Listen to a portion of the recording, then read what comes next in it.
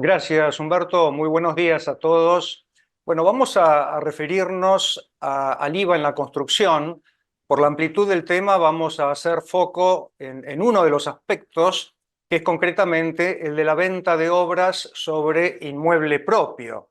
Es el caso, por ejemplo, de una sociedad anónima o de un fideicomiso que tiene un terreno o que compra un terreno para edificar luego sobre el inmueble propio y proceder a la comercialización a terceros de las unidades funcionales resultantes. Vamos también a hacer un pequeño comentario sobre los fideicomisos inmobiliarios de construcción al costo, que es una figura que se utiliza habitualmente en el desarrollo de los emprendimientos inmobiliarios. Comencemos entonces por el hecho imponible, el objeto del impuesto. ¿Cuál es el hecho imponible concretamente? Conforme lo establece el inciso B del artículo 3 de la Ley del Impuesto a Valor Agregado, se encuentran alcanzadas las obras efectuadas directamente o a través de terceros sobre inmueble propio. ¿Qué debemos entender por obras? Esto lo define el artículo 4 del decreto reglamentario. Se entiende por obras aquellas mejoras, construcciones, ampliaciones, instalaciones que de acuerdo a los códigos de edificación o disposiciones semejantes se encuentren sujetas a denuncia, autorización o aprobación por autoridad competente. Este es el hecho imponible que establece la ley del impuesto al valor agregado. Para determinar si una obra sobre inmueble propio se encuentra o no alcanzada por el IVA, además debemos verificar si se cumple la condición de ser sujeto del impuesto de acuerdo a lo que establece el artículo 4 de la ley del gravamen. Concretamente, son sujetos pasivos del impuesto las empresas constructoras que realicen por sí o por intermedio de terceros obras sobre inmueble propio. Cualquiera sea la forma jurídica adoptada, esto incluye también entonces las empresas unipersonales, los fideicomisos, después vamos a volver sobre este tema. Lo que es fundamental tener en cuenta es que para que se pueda considerar empresa constructora sujeta al impuesto al valor agregado, se requiere que las obras se realicen con el propósito de obtener un lucro con su ejecución o con la posterior venta total o parcial del inmueble. Decía, es el caso, por ejemplo, de una sociedad anónima o de un fideicomiso que tiene un terreno o adquiere un terreno, contrata a una empresa constructora para realizar un edificio de departamentos u oficinas sobre el terreno que tenía o el terreno que adquirió, con el objeto de vender posteriormente las unidades funcionales resultantes. Bueno, esa venta de obra sobre inmueble propio se encuentra alcanzada por el impuesto porque se considera que es realizada por el sujeto empresa constructora, puesto que tiene un propósito de lucro con la ejecución o posterior venta total o parcial del inmueble. Lo mismo ocurre si una persona humana tiene un inmueble, contrata una empresa constructora para realizar el edificio de departamentos, de oficina, y procede luego a la venta de las unidades resultantes. Esa operación también se encontrará sujeta al impuesto al valor agregado. Si la empresa o la persona vendiera solamente tierra, un campo, un terreno que no contiene obras realizadas por el sujeto enajenante, esa venta no se encuentra alcanzada por el impuesto al valor agregado porque no se trata de venta de obra sobre inmueble propio. Hay una excepción que contempla la reglamentación, concretamente el artículo 5 del decreto reglamentario, que dispone que cuando por un lapso continuo o discontinuo de 3 años, cumplidos a la fecha de escrituración o posesión lo anterior, el inmueble hubiera permanecido sujeto a arrendamiento o derechos reales de usufructo, uso, habitación o anticresis. En este caso, si este fuese el supuesto, en el mes de la enajenación deben reintegrarse los créditos fiscales computados atribuibles al bien enajenado. Por ejemplo, si una sociedad tiene un terreno o compra un terreno, construye un edificio de departamentos y alquila por más de 3 años las unidades resultantes obtenidas, bueno, la posterior venta de los departamentos no se encontrará alcanzada por el impuesto al valor agregado, pero la sociedad deberá reintegrar el crédito fiscal computado oportunamente en el mes en el que se produzca la enajenación de los departamentos. Esta es una excepción que contempla la reglamentación que debemos tener en cuenta. Similar a este caso es cuando una sociedad, por ejemplo, construye un edificio de oficinas para afectar como bien de uso a su propia explotación. Después de un tiempo vende las oficinas. Esa venta no se encontrará alcanzada por el impuesto porque no se trata de una empresa constructora, no se realizó la obra con el objeto de obtener un lucro con la enajenación. Pero tengamos en cuenta que si este fuese el caso, venta no gravada, la empresa deberá también reintegrar los créditos fiscales oportunamente computados en la medida en que la venta sea anterior a los 10 años de finalizada la construcción o adquirido eventualmente el inmueble que se está enajenando. O sea, es una venta no gravada, pero si la enajenación es anterior a los 10 años computados desde la finalización de la construcción o de la compra del inmueble, deben reintegrarse los créditos fiscales oportunamente computados. ¿Cuándo nace el hecho imponible venta de obra sobre inmueble propio? El hecho imponible venta de obra sobre inmueble propio se perfecciona cuando se transfiere el inmueble a título oneroso. Esto se produce cuando se extiende la escritura traslativa de dominio o se entregue la posesión, lo que antes ocurra. Hay una excepción a este principio general de perfeccionamiento del hecho imponible que está dado cuando se reciban señas o anticipos que congelen precio. En este supuesto, el hecho imponible se perfecciona respecto del importe recibido, no del total, solamente respecto del importe recibido, en el momento en que las señas o anticipos se cobren, se hagan efectivo. Esto lo dispone el artículo 5º, último párrafo de la ley del impuesto. En el caso particular de los inmuebles, la venta de obras sobre inmueble propio, cuando se reciben señas o anticipos que congelen precio, expresamente se establece que el hecho imponible se perfecciona sobre la totalidad del pago anticipado. Es decir, primero debe imputarse el total del pago a la porción gravada de la venta, es decir, a la porción atribuible a la obra objeto del gravamen. Después vamos a volver sobre este punto. Está previsto en el decreto reglamentario que no se liquide el impuesto por el remanente del precio que no resulte alcanzado, y esto ocurrirá cuando los anticipos o señas que se cobren equivalgan a la proporción del precio atribuible a la obra objeto del impuesto. Esto es importante que lo tengamos en cuenta. Lo que buscó el legislador con esta suerte de excepción al nacimiento del hecho imponible en el caso de venta de obra sobre inmueble propio es evitar el ahuecamiento de la base imponible. Si no se hubiera establecido la gravabilidad de los anticipos o señas que fijan precio, el hecho imponible se hubiera diferido a la fecha de escritura o a la entrega de la posesión, y la base imponible hubiera sido el mismo importe, pero diferida en el tiempo. Por eso es que se estableció esta suerte de adelantamiento en el momento de verificación del hecho imponible cuando se reciben señas o anticipos que congelen precio.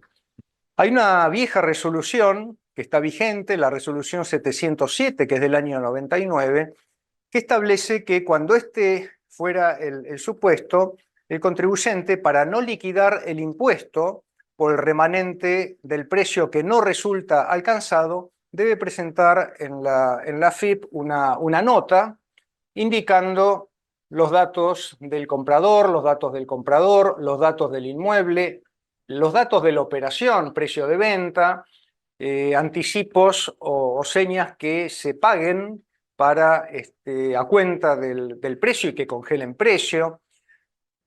número de seña o anticipo a partir del cual deberá dejarse de pagar parte del impuesto a valor agregado. ¿Por qué? Porque ya se tributó la totalidad por haberse atribuido el 100% a la porción del precio atribuible a la obra. Es decir, una serie de requisitos que contempla esta resolución 707 que debe comunicarse, informarse a la AFIP a efectos de no tributar por la porción del precio que no resulte alcanzado por el impuesto a valor agregado, por haberse ya tributado por la totalidad en función a la imputación del precio atribuible a la obra a los anticipos que fijen precio. Tengan en cuenta entonces resolución 707 vigente en la actualidad. ¿Cuál es la base imponible? Venta de obra sobre inmueble propio. El precio neto computable sujeto al gravamen es la proporción que, del convenido por las partes, corresponda a las obras objeto del gravamen. Esta proporción no puede ser inferior al importe que resulte atribuible a la obra en función de la evaluación fiscal. De no existir evaluación fiscal, que es lo que habitualmente ocurre en el caso de los nuevos emprendimientos inmobiliarios que se desarrollan, hay que aplicar al precio total la proporción de los respectivos costos determinados de conformidad con las disposiciones de la ley del impuesto a las ganancias. Esto lo establece el artículo 10 de la ley del impuesto a valor agregado. Es decir, si no existe evaluación fiscal, que reitero es lo que habitualmente ocurre en este tipo de operaciones, a efectos de determinar el precio neto gravado debemos considerar los costos de terreno y los costos de obra incurridos de acuerdo a lo que establece la ley del impuesto a las ganancias. Esto es, a valores históricos. Vamos a volver después sobre este punto por las distorsiones que esto genera en la determinación, cuantificación de la base imponible del impuesto. Hablábamos entonces de las distorsiones, las inconsistencias que se generan en la determinación, en la cuantificación de la base imponible como consecuencia de la no consideración de la inflación en la determinación precisamente de la base imponible a considerar. Pensemos un ejemplo muy simple. Estamos proyectando construir un edificio de oficinas o de departamentos para la posterior venta de las unidades funcionales resultantes. En el momento cero se hace una proyección del costo del terreno y del costo de la obra. Se estima, conforme esa proyección inicial realizada, que el 40% del precio de venta es no gravado. ¿Por qué? Porque corresponde al costo del terreno, mientras que el 60% restante se considera gravada, el precio de venta, por corresponder a las obras. Esto se hace en función de la proyección inicial. Momento cero, compro el terreno, ya conozco el precio de compra del terreno y hago una proyección, una estimación del costo de construcción del edificio a realizarse. En función de esa proyección determino que el 40% del precio de venta no debe gravarse por corresponder al terreno, mientras que el 60% debe gravarse por corresponder a la obra a realizarse. Pensemos en un caso extremo. En ese momento cero, momento inicial, realizo una venta de uno de los departamentos, cobro el 100% del precio de venta, pago único anticipado en ese momento. Tengo que determinar qué porción del precio de venta está gravado y qué porción se encuentra no gravado. Esto a efectos de determinar el débito fiscal que recaerá sobre esta operación.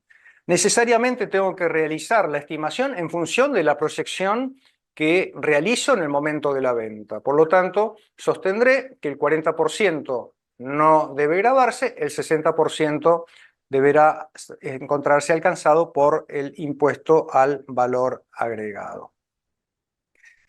¿Qué ocurre? En contextos inflacionarios, la estimación inicial del precio neto gravado resultará necesariamente inferior a la estimación que se realice a la finalización de las obras. ¿Por qué? Porque el terreno lo compro, ya tengo el valor de costo fijo inamovible, pero la estimación de la construcción se irá modificando a medida que avance la obra como consecuencia de la inflación. Por eso es que el 40-60 que estimé inicialmente se va a ir modificando con el tiempo. Pensemos en el siguiente ejemplo. Año 1, compro el terreno en 1.000 pesos, estimo en el año 1 que el costo total de la obra será de 1.500 pesos, total 2.500. Fíjense, sobre la base de esta estimación determino que el 40% del precio de venta es no gravado y el 60% se considera gravado por ser la porción atribuible a la obra objeto del impuesto. En el año 2, el costo del terreno sigue siendo 1.000, no se puede actualizar por inflación. Pero ya se modificó el costo estimado de la obra, 1.800, como consecuencia de la inflación. Total, 2.800. En función de esta relación se van modificando los porcentajes. Año 3, mismo costo del terreno 1.000, el costo estimado de obra pasa a ser 2.100, en el año 4 pasa a ser 2.400, y finalmente en el año 5, cuando termino la obra, tendré un costo del terreno 1.000, inamovible, fijo, desde el momento 1 que compré el terreno, y el costo real de la obra realizada ha sido de 4.000 pesos, total 5.000. Fíjense, en el año 5 la relación es totalmente diferente. Será 25% no gravado, que es la porción del precio de venta atribuible al terreno, y 75% gravado, porción del precio de venta atribuible a la obra. Fíjense que la relación porcentual 40-60 pasó a 25-75 del año 1 al año 5. Este tema se planteó en su oportunidad en la comisión de enlace, AFIP, el Consejo, y el fisco en ese momento concluyó que a efectos de establecer el débito fiscal se debe tener en cuenta el porcentaje final que resulte de considerar los costos totales reales incurridos. Sostuvo además que debía ajustarse la relación estimada cuando ella se modifique. Esto obviamente va ocurriendo a través del tiempo. Y además también interpretó que cuando se alteren los porcentajes se debe ingresar la diferencia de impuesto, no existiendo obligación de ingresar intereses. Hay entonces acá dos cuestiones a tener en cuenta en la determinación de la base imponible. El primer efecto no deseado es la no consideración de la inflación en la cuantificación de los costos a considerar. Conforme lo establece la ley de ganancia, hay que tomar los valores históricos. Por lo tanto, costo histórico de compra del terreno y costo real incurrido de la construcción, no se pueden actualizar los costos. Esto hace que se distorsione la base imponible y se termine gravando parte no gravada, que es la porción atribuible al terreno y no solamente a la obra como debería ocurrir. Y el segundo efecto a tener en cuenta es este criterio de la AFIP, que establece que la base imponible tiene que ser cuantificada en función de los porcentajes finales que resulten de considerar los costos totales incurridos. En mi opinión, no es razonable esta interpretación. Una vez verificado el hecho imponible, para mí no debería modificarse el débito fiscal oportunamente ingresado. Pensemos en el ejemplo que planteamos inicialmente. En el momento 0, vendo una propiedad cobrando el 100% en ese momento. Conforme el ejemplo, hubiéramos determinado 40% no gravado, 60% no gravado. El fisco interpreta que ese débito fiscal debía ser ajustado en función de los porcentajes finales que resultan de considerar los costos totales reales incurridos. Reitero, mi opinión, debería considerarse la estimación fundada, realizada en el momento en que se verifica el hecho imponible, y ello no debiera modificarse por alteraciones posteriores en el costo real incurrido de construcción concretamente. Eso en la medida en que la estimación resulte obviamente fundada. Créditos fiscales computables. La empresa constructora, contra los débitos fiscales que se determinen, podrá computar los créditos fiscales que le hubieran sido facturados, en la medida en que se encuentren vinculados con las operaciones gravadas, es decir, con las obras alcanzadas por el impuesto. Concretamente va a poder computar la totalidad de los créditos fiscales facturados por la compra de insumos y materiales necesarios para la ejecución de las obras, o eventualmente si la obra la realiza una empresa constructora, que hubieran sido facturados por la empresa constructora que efectúa la obra. Pero tengamos en cuenta que hay en la actividad muchos créditos fiscales indirectos relevantes. En este caso debe efectuarse un prorrateo a efectos de su cómputo, considerando la relación existente entre los ingresos grabados, que es la porción del precio de venta atribuible a la obra, con las distorsiones que ya vimos, que ya comentamos, y los ingresos no grabados, que es la porción del precio de venta atribuible al terreno. Así, por ejemplo, a modo de ejemplo, podemos mencionar como créditos fiscales indirectos sujetos a prorrateo los derivados de la publicidad, los que facture la inmobiliaria como comisión por las ventas realizadas, venta del departamento que incluye tierra y obra, los créditos fiscales que facture quien presta el servicio de administración, de gerenciamiento, etcétera, etcétera. Todos estos créditos fiscales indirectos debieran ser prorrateados a efecto de su correcto cómputo en las declaraciones juradas mensuales del impuesto al valor agregado. ¿Cuáles son las alícuotas aplicables? Alícuota general 21%, con la excepción de las obras que tengan por destino vivienda. En este caso, la alícuota que resulta de aplicación es el 50% de la alícuota general, esto es el 10,5%. Es importante que tengamos en cuenta que se consideran inmuebles destinados a vivienda los concebidos para ese fin. Esto incluye bauleras y cocheras cuando sean vendidos en forma conjunta con el departamento, con la unidad.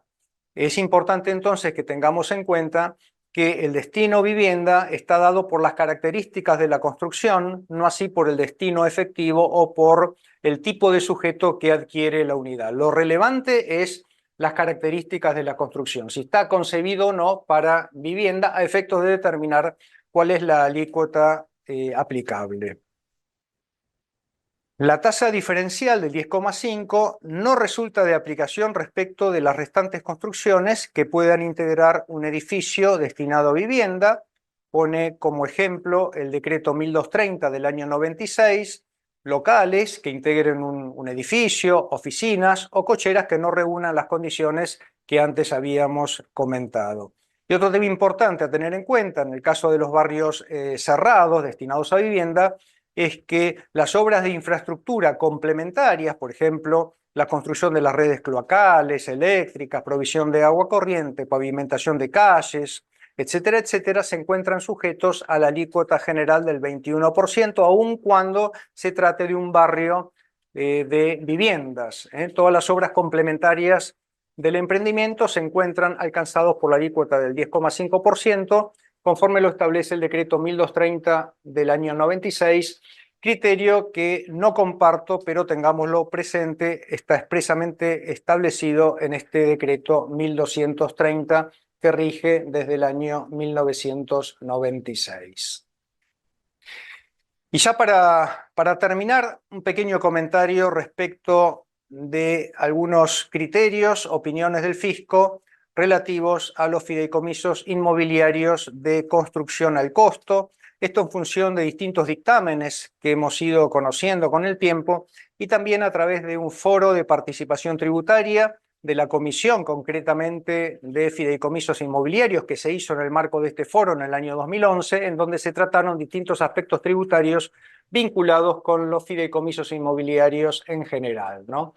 Tengamos en cuenta que el criterio de la Administración Tributaria es que los fideicomisos inmobiliarios de construcción al costo no se asimilan a los consorcios de construcción, por lo tanto son sujetos pasivos del impuesto. Se trata de empresas constructoras porque tienen, conforme el criterio de la FIP, una intención de lucro en la construcción del edificio, de las propiedades, y además tengamos en cuenta que el fideicomiso es un patrimonio de afectación separado, diferente del patrimonio del fiduciante y del fiduciario. Es decir, fiduciante es un sujeto diferente del fideicomiso. Por lo tanto, en concreto, los fideicomisos inmobiliarios de construcción al costo son sujetos pasivos del impuesto.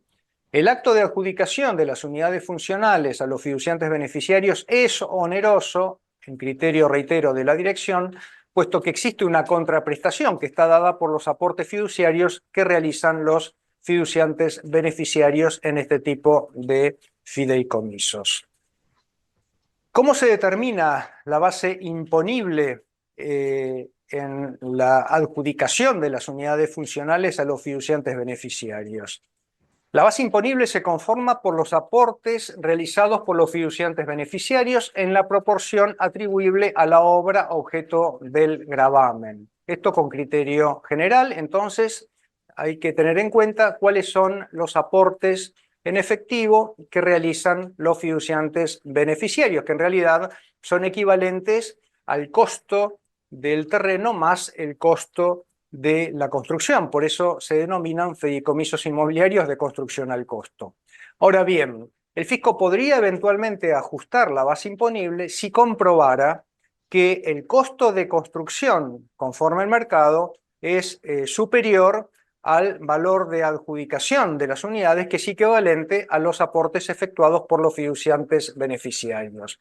Pero este costo de construcción de mercado, a efectos de chequear si la base imponible está o no correctamente determinada, debe ser cuantificado a la fecha en que se realiza la construcción, no a la fecha en que se adjudican las unidades funcionales a los fiduciantes beneficiarios. Y finalmente, y esto es muy importante que tengamos en cuenta, es que los aportes que realizan los fiduciantes beneficiarios no constituyen señas o anticipos que fijen precio, puesto que no constituyen un adelantamiento del precio pactado por la entrega del bien, sino que en realidad se trata de fondos entregados en fiducia que tienen por objeto posibilitar la construcción del edificio y no otorga a quien los entrega los derechos propios del comprador. Consecuentemente, y esto es lo importante, en este tipo de fideicomisos, el hecho imponible se perfecciona no cuando se realizan los aportes, sino cuando se entrega, se adjudica el bien construido a través del fideicomiso de construcción al costo. Esto es importante y esto en realidad surge del foro que les comentaba, este foro de participación tributaria, la Comisión de Fideicomisos Inmobiliarios del año 2011. Reitero entonces, en este punto, el hecho imponible termina perfeccionándose con el acto de adjudicación de las unidades a los fiduciantes beneficiarios. Bueno, esto es todo. Espero que les haya resultado de interés y quedo a disposición para las preguntas que quieran formularme. Muchas gracias.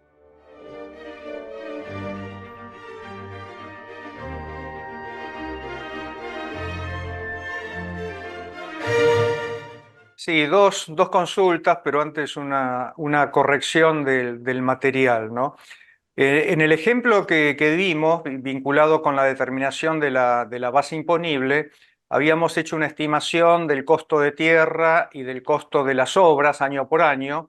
En el año 5 habíamos planteado que el costo de la tierra era de 1.000 pesos y el costo real de las obras realizadas 4.000, total 5.000.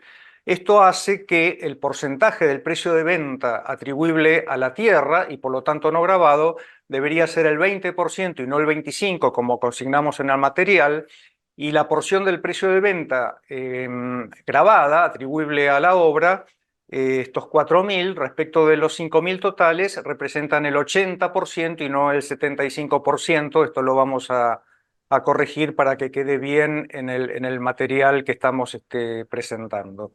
Respecto de las preguntas, dos puntos.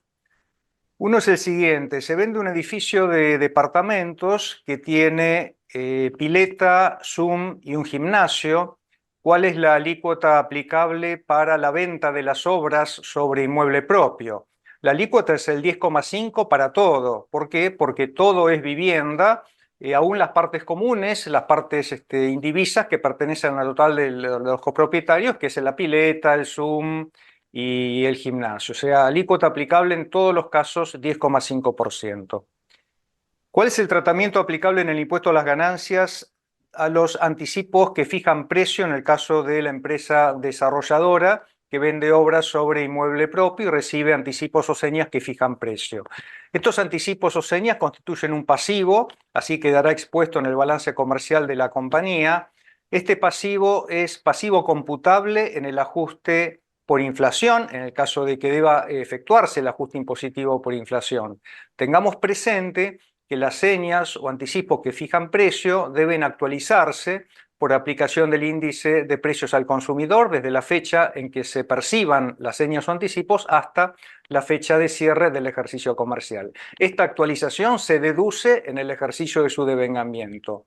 Y cuando se produce la venta del bien, escritura o posesión, lo que antes ocurra, debe imputarse como ganancia la actualización oportunamente deducida en los ejercicios anteriores al de la venta del inmueble. Bueno, esto es todo. Gracias, Humberto.